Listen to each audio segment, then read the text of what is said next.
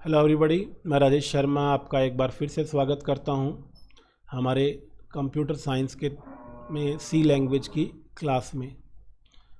मैं government college of Nasirabad में assistant professor हूं कंप्यूटर साइंस में। और आप लगातार मेरे वीडियोस देख रहे होंगे सी लैंग्वेजेस पे। तो आज हम एक और एग्ज़ाम्पल लेंगे। जैसा कि हमने पिछली क्लास में फ़्लो चार्ट किस तरीके से कन्वर्ट होता है, एल्गोरिदम का जो सूडो कोड है उससे किस तरीके से कन्वर्ट किया जा सकता है वो हमने देखा, या डायरेक्ट कैसे लिखा जा सकता है यूँ समझ लीजिए, तो वो हमने देखा। तो पिछली क्लास में हमने एग्ज़ाम्पल लिया था सिंपल इंटरेस्ट कैलकुलेट करने का। तो यहाँ पे हम एक और एग्ज़ाम्पल लेते हैं। जैसा कि हमने पहले एल्गोरिदम में भी लिया था, प्रिपेयर मार्कशीट, कि किस तरीके से हम स्टूडेंट की मार्कशीट प्रिपेयर करेंगे। और इस बार जो है वो मैं डायरेक्ट जो है वो फ़्लो चार्ट बनाने वाला हूँ। मतलब मैं नहीं चाहता कि दो दो बार मैं लिखूँ उसको, क्योंकि जो एल्गोरिदम में है सूडो कोड में, मतलब स्पेशली, तो वो भी वही चीज़ है जो फ़्लो चार्ट में है, वो भी वही चीज़, दोनों में कोई अंतर नहीं है। तो इसलिए मैं डायरेक्ट आपको ये बताना चाहूँगा कि फ़्लो चार्ट भी डायरेक्ट लिखा जा सकता है। तो जैसे कि हमने बात की थी उसमें प्रिपेयर मार्कशीट में, कि आपको बच्चे का जो रिज़ल्ट है, जैसे टोटल या उसका परसेंटेज या डिवीज़न। डिवीज़न तो हालांकि हमने अभी कैलकुलेट नहीं किया था, क्योंकि उसमें डिसीज़न मेकिंग होती है, और डिसीज़न मेकिंग को बाद में हम सेपरेटली जो है डिटेल में डिस्कस करेंगे। तो अभी हम जो है वो सिर्फ जो है स्टूडेंट का टोटल और परसेंटेज जो है वो निकालना और उसको आउटपुट में शो करना, वो उसके बारे में बात करेंगे। तो हमने कहा था कि एक सिंप्लिसिटी के लिए हम क्या करेंगे, बच्चे के 3 सब्जेक्ट के मार्क्स ही रखने वाले हैं, 3 सब्जेक्ट्स के। बाकी प्रैक्टिकली देखा जाए तो 3 से ज़्यादा सब्जेक्ट्स जनरली होते हैं, और उसमें फिर प्रैक्टिकल्स और थ्योरी दोनों तरह कैटेगरीज भी होती हैं। तो वो हम अभी जो है वो कॉम्प्लेक्सिटी को यहाँ पे डील नहीं करेंगे। सिंपली हम यहाँ पे 3 सब्जेक्ट M1, M2, M3।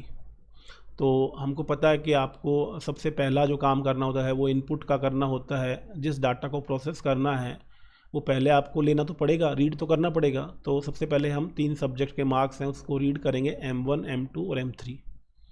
तो यहाँ पे चूँकि हम एल्गोरिदम की शुरुआत कर रहे हैं, और मैंने आपको बताया कि शुरुआत में स्टार्ट करने के लिए ओवल और लास्ट में एंड करने के लिए भी ओवल का इस्तेमाल होता है।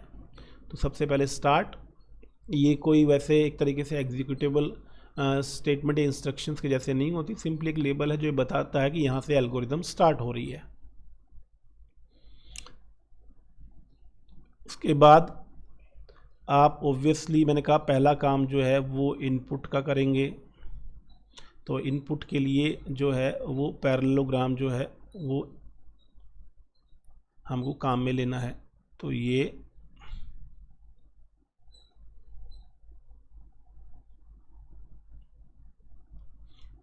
रीड M1, M2 और M3, इनको M1, M2, M3 रिप्रेजेंट करें 3 सब्जेक्ट के मार्क्स को। और मुझे सूटेबल लगा, मैंने M1, M2, M3 लिया। आप सब्जेक्ट 1, सब्जेक्ट 2, सब्जेक्ट 3 या कोई और जो है ABC, XYZ, कोई भी 3 सिंबल जो है वो इस्तेमाल कर सकते हैं, जैसा कि मैंने यहाँ पे M1, M2, M3 को किया है मार्क्स के लिए। बस ये ध्यान रखना ज़रूरी है कि एक बार जो सिंबल आपने चूज़ कर लिया किसी पर्टिकुलर डाटा को रिप्रेजेंट करने के लिए, तो थ्रू आउट एल्गोरिदम या प्रोग्रामिंग में भी ऐसा होता है कि आप सेम सिंबल का इस्तेमाल करेंगे, उसका नाम चेंज नहीं करेंगे, या उसमें कोई भी थोड़ा आप चेंज करेंगे तो दिक्कत ये होगी कि वो आपका वो डाटा नहीं माना जाएगा जो आपने पहले उसको लिया था, रीड किया हो चाहे प्रोसेस किया हो। तो इसलिए इस बात का ख्याल ज़रूर रखें कि थ्रू आउट एल्गोरिदम या प्रोग्राम एक बार जिस डाटा के लिए जो सिंबल हमने चूज़ कर लिया है, फिक्स कर दिया है, उसी का ही इस्तेमाल करें। तो M1, M2, M3 रीड करने के बाद हमको इसका एक तो निकालना है टोटल।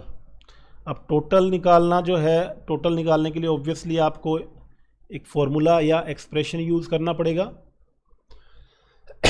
तो उस फॉर्मूला या एक्सप्रेशन के लिए जो है वो हम ऑब्वियसली प्रोसेसिंग जो है बॉक्स का यूज़ करेंगे। जो प्रोसेसिंग है वो आपका इस तरीके से रेक्टेंगल से शो होती है, ये हम पहले भी डिस्कस कर चुके हैं। तो टोटल के लिए मान लीजिए टोट का ही इस्तेमाल करूं मैं, तो M1 M2 देन M3, ये आपका जो है वो टोटल इससे कैलकुलेट हो जाएगा। इसके बाद हमको परसेंटेज भी निकालनी है, तो परसेंटेज के लिए भी जो प्रोसेसिंग बॉक्स है वो हम यूज़ करेंगे।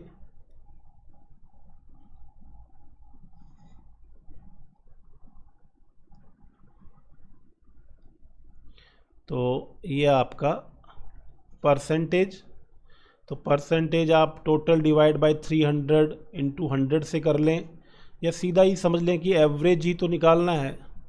3 सब्जेक्ट हैं तो तीनों का जो एवरेज है, क्योंकि मैं 100 मार्क्स का ही मान के चल रहा हूँ, ठीक है, इसलिए ऐसा हो पा रहा है। बाकी अगर मैक्सिमम मार्क्स अलग होंगे तो आपका इसमें दिक्कत हो सकती है। तो आपका जो टोटल है डिवाइड बाय 3 करके, बाकी नहीं तो फॉर्मूला वही होता है कि आप क्या करेंगे, total marks divide by maximum marks कितने थे और इनटू 100, ताकि वो परसेंट में आ जाए। तो ये आप जो है वो परसेंटेज के लिए यूज़ करते हैं। अब इसमें देखने वाली बात यह है कि अगर लगातार कोई प्रोसेसिंग के बाद एक और प्रोसेसिंग आ रही है, जैसे कि टोटल है वो भी प्रोसेसिंग स्टेटमेंट है और परसेंटेज है वो भी आपका एक प्रोसेसिंग स्टेटमेंट या इंस्ट्रक्शन है, तो आप क्या कर सकते हैं, दोनों के लिए अलग अलग बॉक्स न बनाने की बजाय एक ही बॉक्स में इन दोनों को एडजस्ट कर सकते हैं। मेरे कहने का मतलब है कि ये आप जो है अलग से मत बनाइए सिंप्लिसिटी के लिए, और ये जो है आप इसमें ही एडजस्ट कर दीजिए कि आपका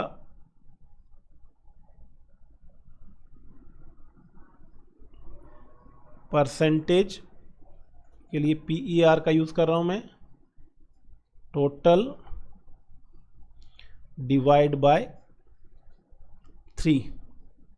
तो ये आपके लिए मैंने यहाँ पे रेक्टेंगल या रेक्टेंगुलर बॉक्स जो है वो बनाया है। तो ये आपका दोनों प्रोसेसिंग, चूँकि बैक टू बैक प्रोसेसिंग है तो हम ऐसा कर पाएंगे। बैक टू बैक चाहे 2, 3, 4, 5, 10 अगर प्रोसेसिंग आ रही हैं तो उनको आप एक ही बॉक्स में लिख सकते हैं, क्योंकि उन सब के लिए सिंबल सेम है।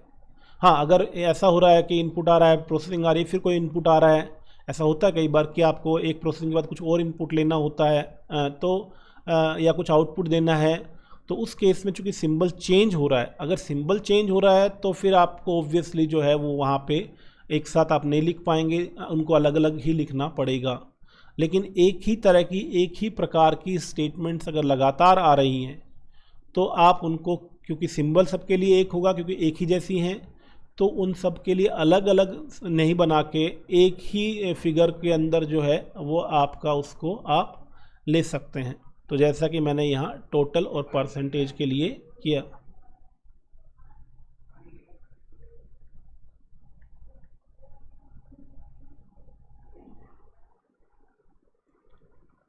फिर उसके बाद जैसा कि हमको आउटपुट जो है वो शो करना है,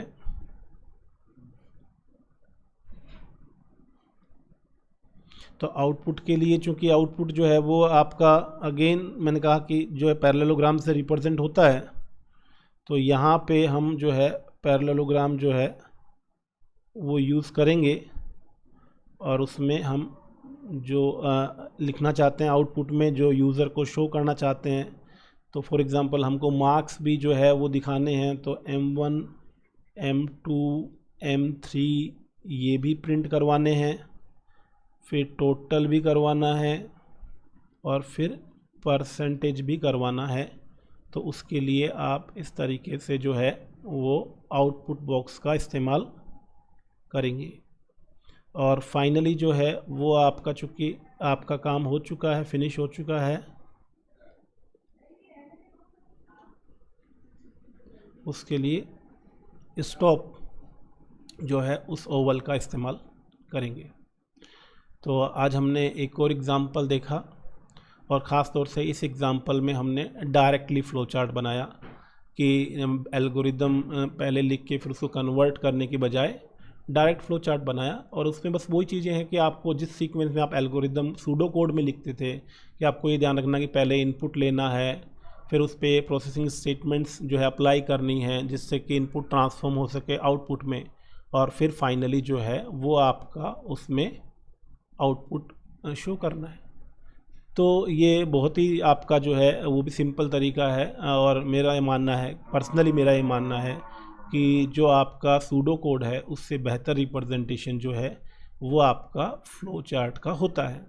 तो इस तरीके से हम डायरेक्ट फ्लो चार्ट लिख सकते हैं। बस एक बार आप इनके सिंबल्स को, ग्राफिकल सिंबल्स को अच्छे से दिमाग में फिट बिठा लें कि कौन सा इनपुट के लिए, कौन सा प्रोसेसिंग के लिए और कौन सा आउटपुट के लिए।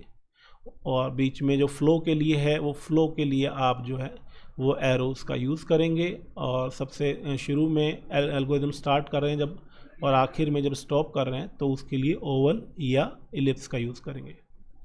तो ये था आज की क्लास का हमारा टॉपिक, जिसमें हमने एक और फ्लो चार्ट देखा और डायरेक्ट फ्लो चार्ट बनाना सीखा। तो आज के लिए इस क्लास में इतना ही। आपका ये वीडियो देखने के लिए बहुत बहुत धन्यवाद। Thank you.